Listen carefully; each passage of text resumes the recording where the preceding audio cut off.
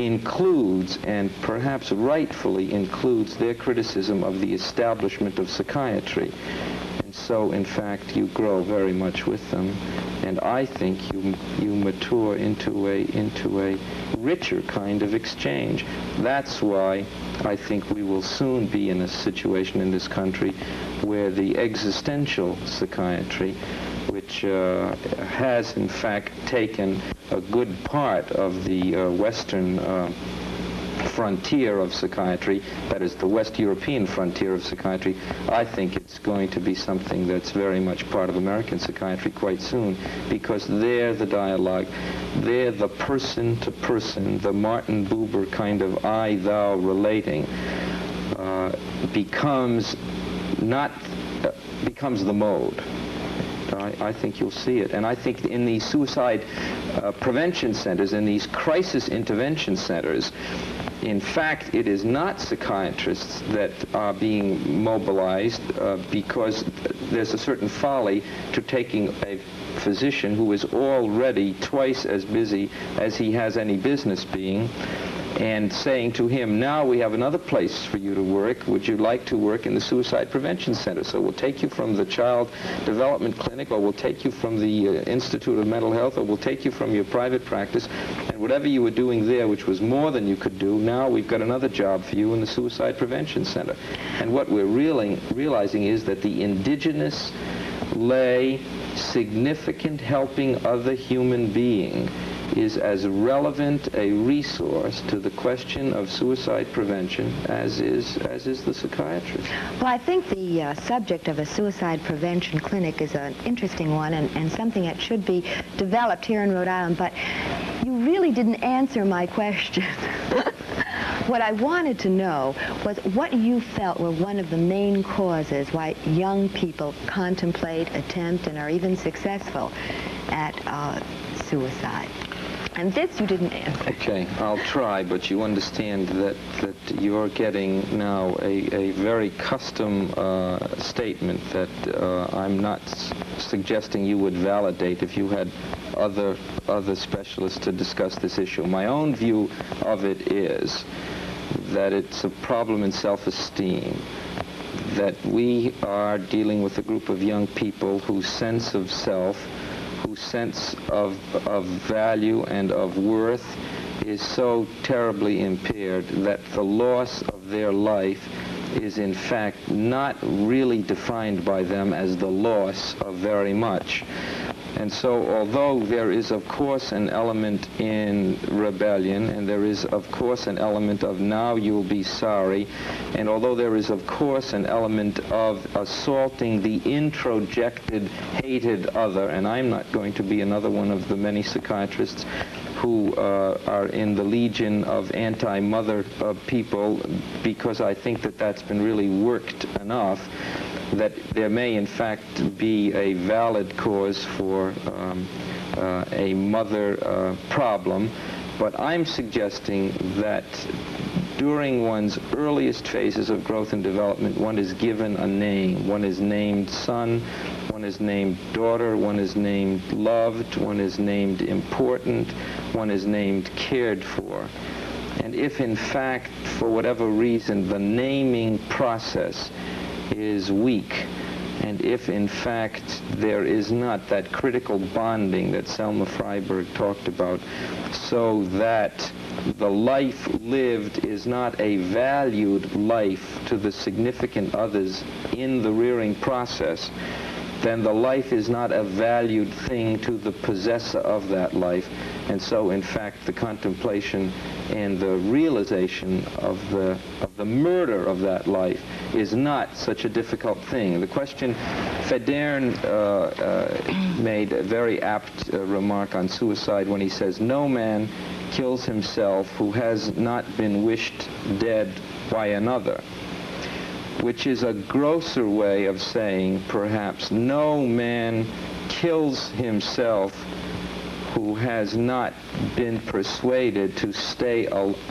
That the man who kills himself is likely to be the man who has not been persuaded to stay alive by others, and has not been persuaded that his life is something glorious. I read just yesterday that Sigmund Freud's mother died at 95, and that his remark when she died, which speaks, it's another instance of his, in fact, very intense and neurotic relationship to his mother, was, "At last I'm free to die," which is an extremely interesting paradox, because what it suggests was that the converse of not being told that your life is worth living can also exist, that in fact some people can live because they wouldn't dare not live to displease the over-evaluating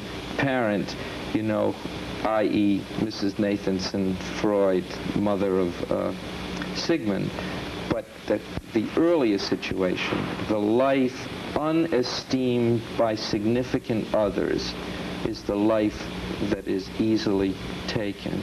And so someday we'll have a meeting and we'll talk about abortion, and we'll talk about unwanted children, and we'll talk about child battering, and we'll understand that many lives are unwanted lives by the significant others, and it's a horror.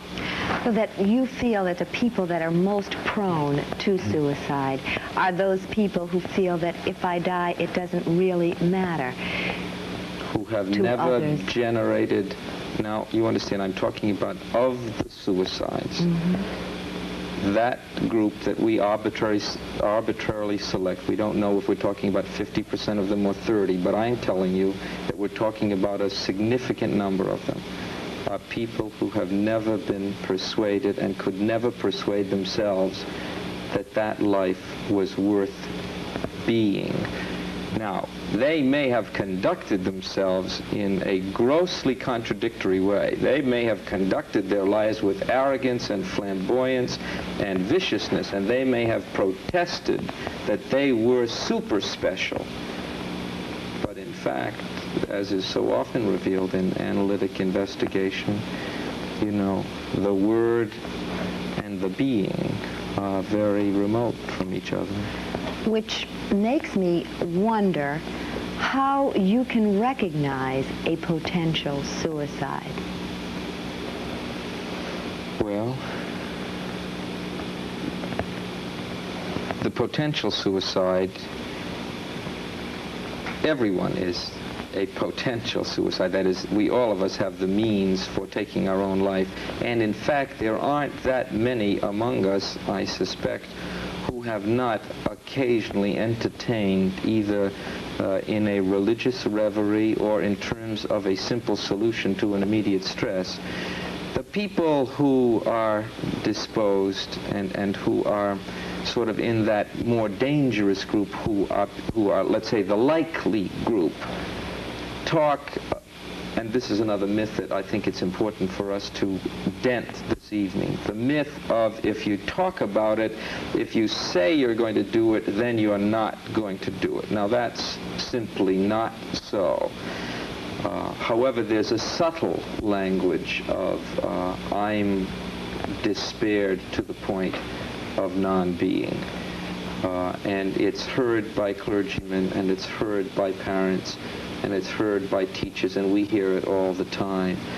The murmurings of the prodromal murmurings before suicide are usually with the post-mortem. Now, I don't mean the somatic post-mortem. I don't mean to go to the body and see where the bullet entered. Psychological post-mortems, examination over and over again, reveal that on this day this, and on that day that, and on the month before and on the week before. However, the post-mortem is also a terrible ordeal because it may suggest that, you know, to important members of the in-group of the person, oh my God, if I'd only, now that he's dead, if I'd only known, last Thursday I was in his section of the city, I should have stopped by, I should have said hello, And it generates these sort of makeshift, hindsight sort of formulations, which are very relevant to the grief process of the people who have been so deprived.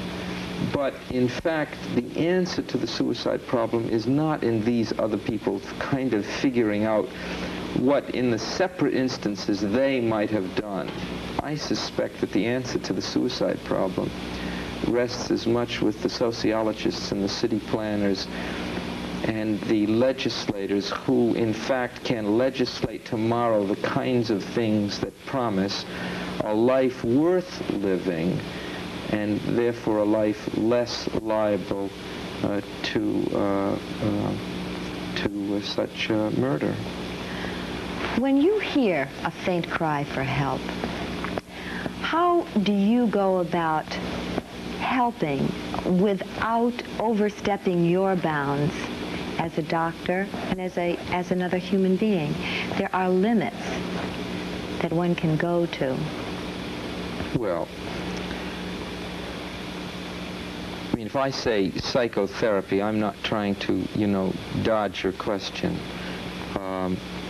That's what I do as a physician, but that's not the only way to deal with such a despairing individual. I mean, I think what we're all keenly aware of in the helping other professions are that we are lonely ourselves for helping others. That is, the ranks of those of us who have selected a lifestyle and a life mode or a professional plan to be involved in ministering to others' injuries, whether we are physicians of the body or of the psyche. I mean, there's so much room in the helping other fields, and there's so much good that can be done, and a substantial amount of the good that I fancy I do is done not out of that special expertise and that, that professional and that rigorous professional matriculation that renders me the suitable person to presume. And there's a certain presumption involved here. To presume to be the one to say you've come to the right place, you despairing and life-depreciating person, and I, minister the psychotherapy to you. Actually, the right place is any place where an I-thou communion can occur. Well, when I asked you the question about how far you felt your responsibility went as a doctor when you recognized a potential suicide to prevent it, you answered me that your responsibility was no greater than my responsibility if I recognized the fact that someone wanted to do harm to themselves, to murder themselves. And it brings to mind the question, when you speak of presumption, how far can you meddle in someone's life if someone really wants to take their own life?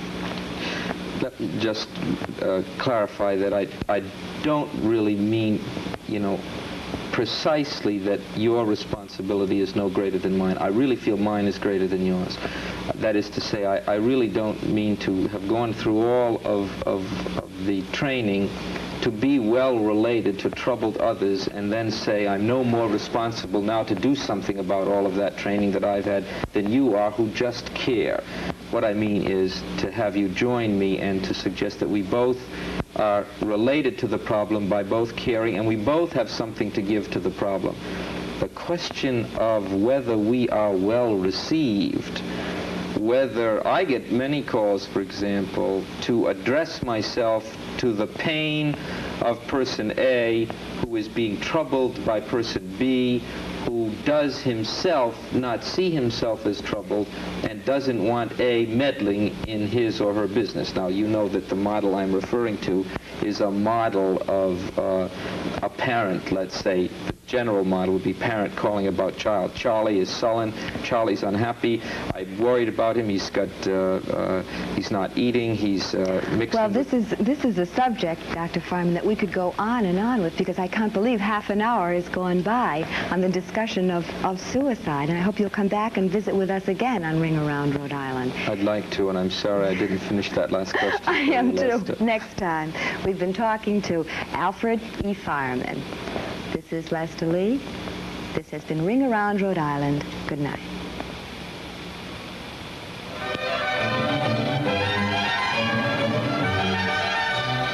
This has been another program in the weekly series Ring Around Rhode Island, designed to take an in-depth view of the people, places, and events that add a new dimension to Rhode Island. Ring Around Rhode Island is a pre-recorded production of WSBE TV.